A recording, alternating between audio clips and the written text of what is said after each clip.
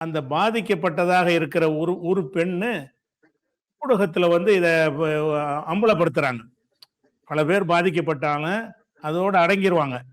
ஒரே ஒரு பெண் என்ன செய்றாங்கன்னு கேட்டா, அவங்க இந்த மாரி என்னைய பாலியல் பலாத்காரம் பண்றாங்க.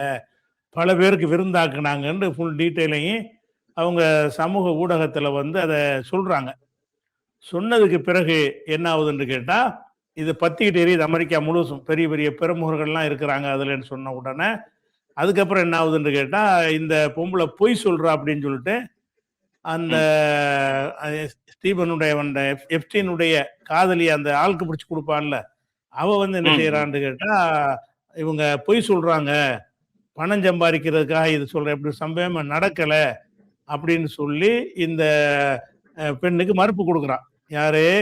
இந்த எப்ஸ்டீனுடைய ஆள் பிடிச்சு குடுக்கும் மாமா வேல மாமி வேல பார்த்த ஒரு பெண் அவனுடைய லவ்வர். அந்த பொம்பள என்ன பண்றான்னு கேட்டா, இந்த மாதிரியாக இந்த புகார் சொன்ன ஆள் மேலேயே பொய் சொன்னதாக திருப்புறான்.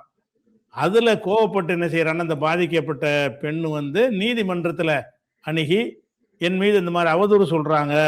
நான் உண்மையத்தான் பொது வழியில சொன்னேன். நான் சொன்னது உண்மைன்னு அப்படி ஒரு வழக்கு போடும் பொழுது தான், நீதிமன்றம் வந்து அது என்னன்னு விசாரிக்க சொல்லுது. தோண்ட சொல்லுது. என்ன சம்பவம்? என்ன புகார்ன்ற உடனே, ஒருத்தர் ஒரு சங்கிலியா வரும்ல. அவர் வந்தாரு, இவர் வந்தாரு, அவருக்கு தெரியும், இவருக்கு தெரியும்னு சொல்லி ஆமா, ஆமா. பலவிதமான பலவிதமான ஆவணங்களையும் எடுத்து, அத அந்த என்ன நடந்துச்சு என்பத வந்து நீதிமன்றம் சிறப்பு கவனம் எடுத்து அத திரட்டுறாங்க தகவல. திரட்டுனாங்கன்னு கேட்டா, அந்த திரட்டுன தகவல் வந்து அ அரசாங்கத்து நீதிமன்றத்துடைய ஆவணமா தான் இருந்துச்சு. அத வெளியிட வேண்டுமென்று ஒரு வழக்கு வந்த உடனே, அத வெளியிடலாம்னு சொல்லி அதுல கையெழுத்து போட்டவர் ட்ரம்ப் தான் பண்ணாரு. அவருக்கு தெரியல, நம்மளும் அதுல சிக்கியிருக்கிறோம்னு மறந்துட்டாரு.